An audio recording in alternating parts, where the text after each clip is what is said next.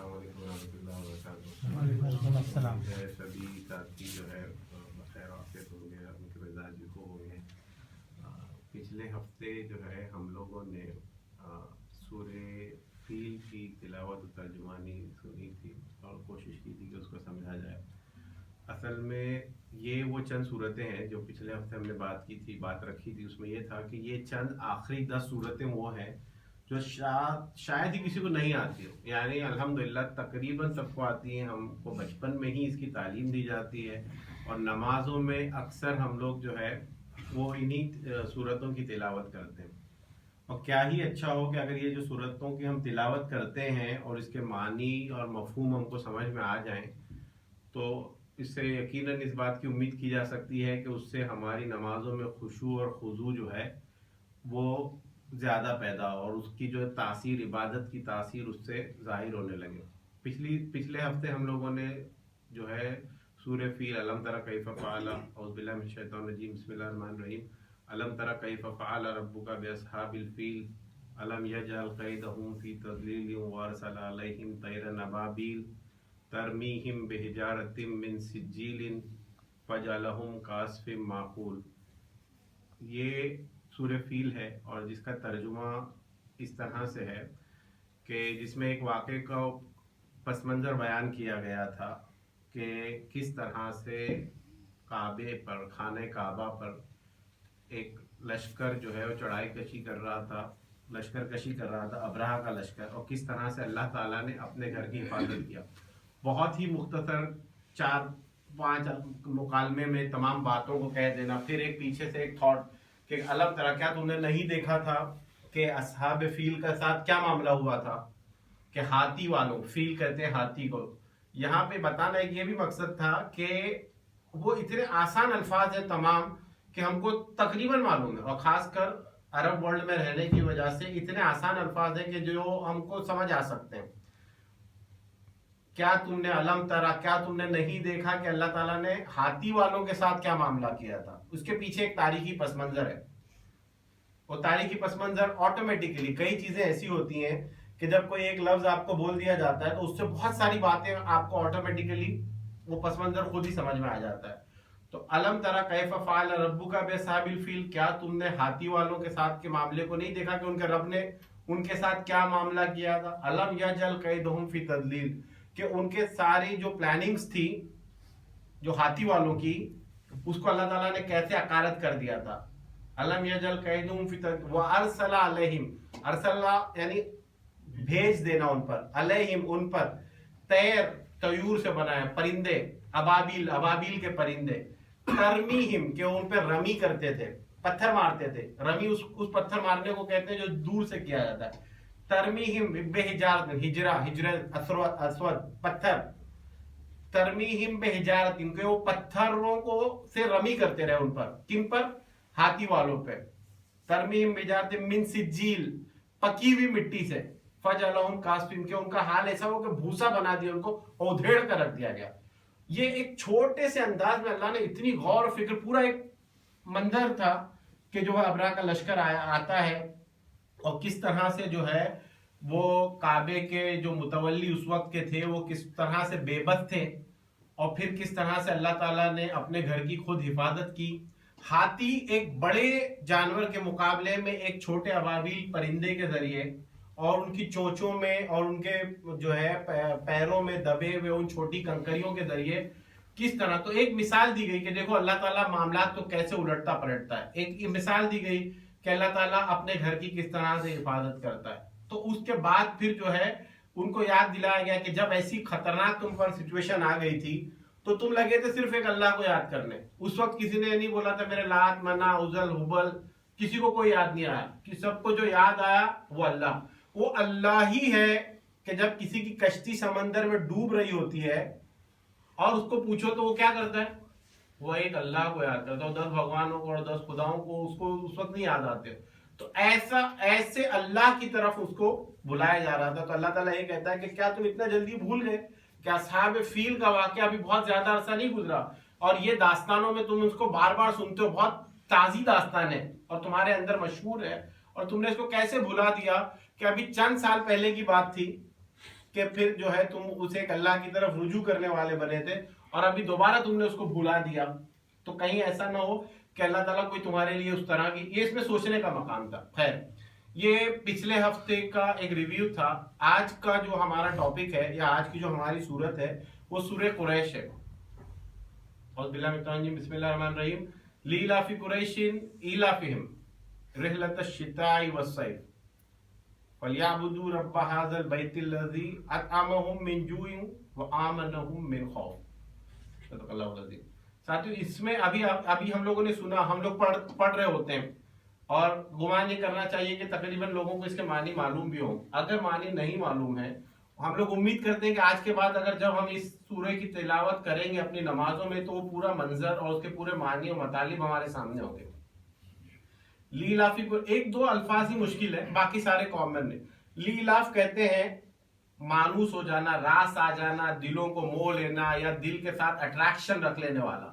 لیلافی قریشین، راس آ گیا قریش کو، ایلافی ان کو وہ چیز راس آ گئی، قریش کو راس آ گئی، دوبارہ کہا گیا۔ رحلۃ الشتاء والصیف، رحلہ کس کو بولتے ہیں؟ عربی میں لوگوں کو معلوم ہے، جیسے ہیپی جرنی ہم لوگ بول رہے ہوتے ہیں، اسی طرح عربی میں جب کوئی سفر پہ جا رہا ہے تو اس کو بولتے ہیں رحلہ سعیدہ، کہ آپ کا سفر مبارک ہو۔ رحلہ یعنی جیسے آپ پلین میں بیٹھتے ہیں تو آپ کو رحلہ رقم ایئرپورٹ پہ آپ کو اکثر سننے میں آتا ہے کہ طیران عمان رحلہ رقم، عمان ایئر کی فلائٹ نمبر یا پرواز رقم۔ تو رحلہ کے معنی سفر کے۔ لیلافی قریشین ایلافہم، راس آ گئی قریش کو، راس آ گئی کیا؟ رحلۃ الشتاء والصیف، کہ سفر کرنا۔ شتا کہتے ہیں جاڑے کو، سردیوں کو، ونٹر کو، اور صیف کہتے ہیں گرمی کو، سمر کو۔ جیسے بھائی بہت سی جگہ آپ یہ دیکھتے ہوں گے کہ جو ہے وہ سمر فیسٹیول ہوتا ہے، تو جیسے ابھی عمان میں فیسٹیول چل رہا ہے، دبئی میں اگر گرمی کے دنوں میں اگر کوئی فیسٹیول چل رہا ہوتا ہے تو اس کو کہتے ہیں سمر فیسٹیول۔ تو سیف، مہرجان سیف کہتے ہیں، یعنی رحلۃ الشتاء والصیف، کہ راس آ گیا قریش کو جاڑے اور گرمی میں، سردی اور گرمی میں سفر کرنا۔ پس کیا کرو؟ فلیعبدوا، پس عبادت کرو، رب ھذا البیت الذی، اس رب کے گھر کی عبادت کرو۔ یعنی آپ جا رہے ہیں وہی کعبے کی طرف جو پچھلے سورت سے اس کی ربط ہے۔ فلیعبدوا رب ھذا البیت الذی، کون سا ایسا لفظ ہے آپ یہ بتائیں کہ جو اس میں مشکل لگتا ہو؟ عبادت کرو، یعبدو رب، ھذا، جس کو عربی کچھ نہیں آتی وہ ھذا ضرور کرتا ہے۔ بھائی کوئی آپ آدمی دیکھ لیں، سب سے پہلے شاید وہ ھذا کا لفظ سیکھتا ہے، ھذا کام کہ تو فلیعبدوا رب ھذا البیت الذی، کہ اس گھر کے رب کی عبادت کرو۔ کون ہے اس رب کی؟ تو بہت ساری خاصیت تھی، اس میں آپ کو جو بتایا گیا فلیعبدوا رب ھذا البیت الذی اطعمہم، اطعم طعام، کھانا، مطعم ہوٹل ریسٹورنٹ دیکھ رہے ہوتے ہیں، الذی اطعمہم من جوع، جوع کہتے ہیں بھوک کو۔ یہ ایک تھوڑا سا، لیکن جن کو یہاں پہ رہتے ان کو معلوم ہوگا کہ بھائی جیسے فلسطین کے اوپر جو ہے وہ اسماعیل ہانیہ نے ایک بڑا مشہور کال دیا تھا، نام للجوع لا للرکوع، جب ان کی جو ہے فلسطین والوں کے جو ہے وہ چیزیں بلاک کر دی گئی تھی اور ان سے بہت سارے ڈیمانڈ کرائے جا رہے تھے، تو انہوں نے کہا تھا کہ نام للجوع، یس فار دا بھوک، ہنگر، بھوکے رہ جائیں گے، لا للرکوع، رکوع جھکنے کے لیے نہیں ہے۔ تو کیا کہا جا رہا ہے؟ فلیعبدوا رب ھذا البیت الذی اطعمہم، جس نے طعام دیا، من جوع، بھوک کے وقت میں، وآمنہم من خوف، امن دیا خوف کے۔ کتنی سمپل، شاید ہی کسی کوئی ایک دو لفظ ایسے ہوں جو سمجھ میں نہیں آتے۔ اب اس کے پس منظر میں ہم لوگ جائیں گے۔ جیسے ابھی ہم لوگوں نے دیکھا کہ یہ سورت جو ہے اس کا تال میل جو ہے وہ سورہ فیل سے ہے۔ سورہ فیل میں اللہ تعالیٰ نے جس طرح سے یہ بتایا تھا کہ کس طرح سے دیکھو جب تم پر مصیبت آئی تھی تو میں نے کس طرح سے جو ہے تمہارے گھر کی بھی حفاظت کی تھی۔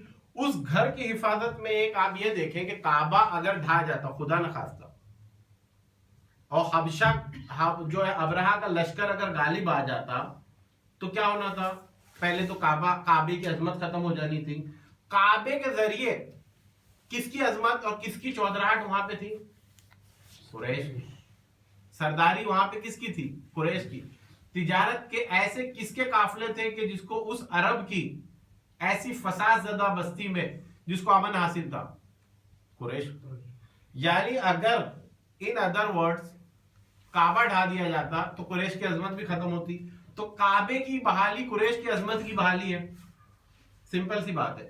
تو اللہ تعالیٰ یہاں بھی جو ہے آپ، اور دوسری بات یہ دیکھیں کہ یہ سورت کو اللہ تعالیٰ نے جو ہے وہ قریش کے نام سے منسوب کیا. اس میں ایک مقصد تو یہ بھی ہے کہ راس آ جانا یا دل موہ لینا یا دلوں کو اٹریکٹ کرنا. تو یہ اللہ تعالیٰ نے ایک طرح سے قریش کی دل جوئی بھی کی ہے اس صورت کے ذریعے، اور دل جوئی کرنے کے ساتھ ساتھ قریش کو وہ بات یاد دلانے کی کوشش کی ہے کہ یاد کرو، دیکھو کہ اللہ کا تم پر کس طرح سے فضل ہوا. ایک آسان الفاظ میں کہ تم پر ایک مصیبت آئی تھی، پھر اللہ تعالیٰ نے اس مصیبت کو دور کر دیا. اور نہ صرف اس مصیبت کو دور کیا بلکہ اس سے پہلے جو عرب میں تمہارا سکہ اور تمہاری جو چودراہٹ برقرار تھی اس کو اور مستحکم اور ایک دم اور زیادہ آتھینٹک بنا دیا. نتیجہ یہ ہے کہ جب تمہارے تجارت کے قافلے جو ہے وہ مشرق اور مغرب کی طرف رواں دواں ہوتے ہیں تو کوئی اس کو جو ہے چھیڑ چھاڑ کرنے والا نہیں ہے. اور پھر وہی اللہ ہے کہ جب کعبے کے وجہ سے، جو کعبے کا جو مرکزیت ہے اور اس کی وجہ سے چاروں اطراف سے لوگ جو کھینچ کھینچ کر کے جو ہے مکے کی طرف آتے ہیں، تو ایک ایسی وادی جو کہ بے آب و گیا وادی تھی، آپ یہ سوچیں کہ اس ایسی وادی میں اللہ تعالیٰ نے دنیا بھر کے میوے، الذی اطعمہم من جوع، کہ بھوک کی حالت میں یا جو لوگ ایسے میوہ جات اور ایسی چیزوں سے محروم تھے، اللہ نے ہر جگہ کے پھل اور ہر جگہ کی نعمتیں ان کے قدموں میں لا کر کے سمیٹ دیا. اور پھر وآمنہم من خوف، کہ یہ وہی لوگ تھے کہ جو، ورنہ ہم لوگوں کو معلوم ہے قرآن کی مختلف آیتیں اس بات پر اشارہ کر رہی ہوتی ہیں کہ ان کا معاملہ یہ تھا کہ ایک دوسرے کے قبیلوں پر حملہ کر لیتے تھے. صبح تڑکے جو ہے وہ حملہ کر لیتے تھے، عورتوں بچوں کا قتل کر دیتے تھے، ان دوسروں کی عورتوں کو اپنے پاس جو ہے وہ رکھ لیتے تھے. اس قسم کی یہ صورتحال تھی. تو یہ یہاں پر بیسیکلی ان کو یاد دلا گیا اور قریش کو بتایا گیا کہ دیکھو ہم، اللہ تعالیٰ نے تم کو ایک عزت دی ہے اور اس عزت اور اس مقام اور مرتبے کو آپ پہچانو.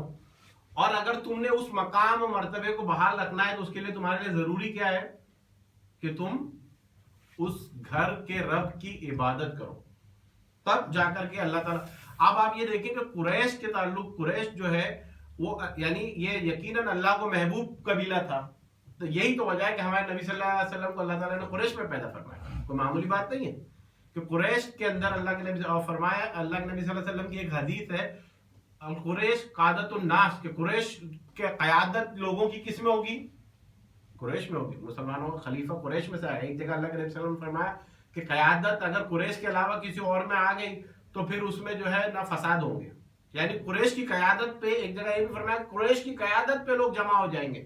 تو قریش کو اللہ نے وہ مقام دیا. اب آپ یہ دیکھیں کہ یہ قریش، یہ سلسلہ ہم یہ دیکھتے ہیں کہ کہاں سے چلتا ہے. ابراہیم علیہ السلام اور اسماعیل علیہ السلام کا.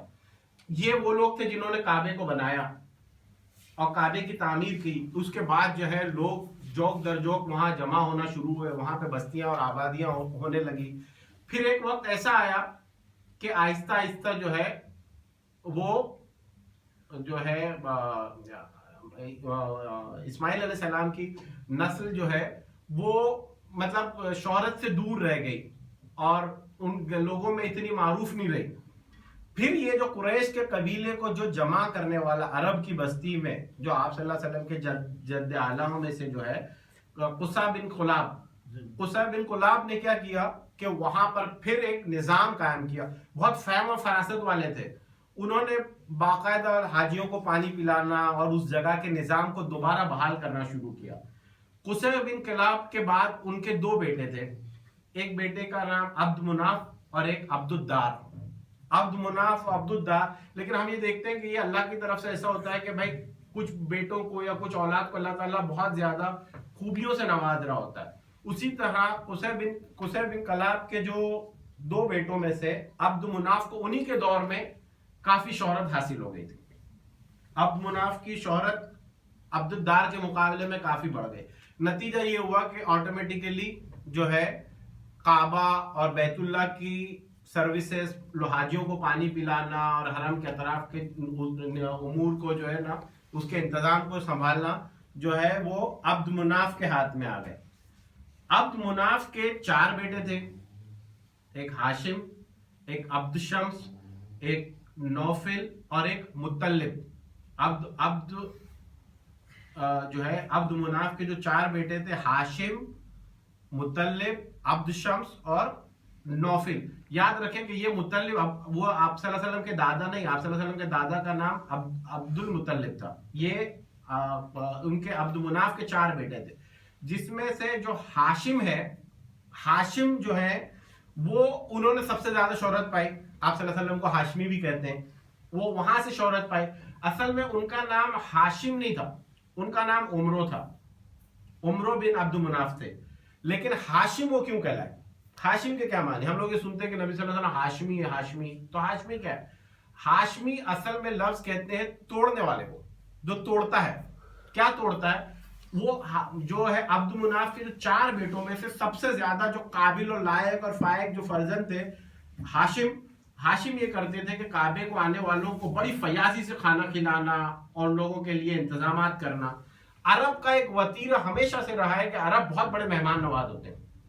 یعنی آپ یہ دیکھیں, عربوں کی مہمان نوازی کا عالم یہ کہ اگر ان کے پاس گھر میں کوئی مہمان آ جائے اور گھر میں کھلانے کے لیے کچھ نہیں ہو, ایک ہی اونٹ ہو اور اونٹ پہ وہ جاتا ہے آتا ہے سب کرتا ہے, اس نے آؤ دیکھنا نہ تھا, اونٹ کاٹ کے سامنے رکھ دینا.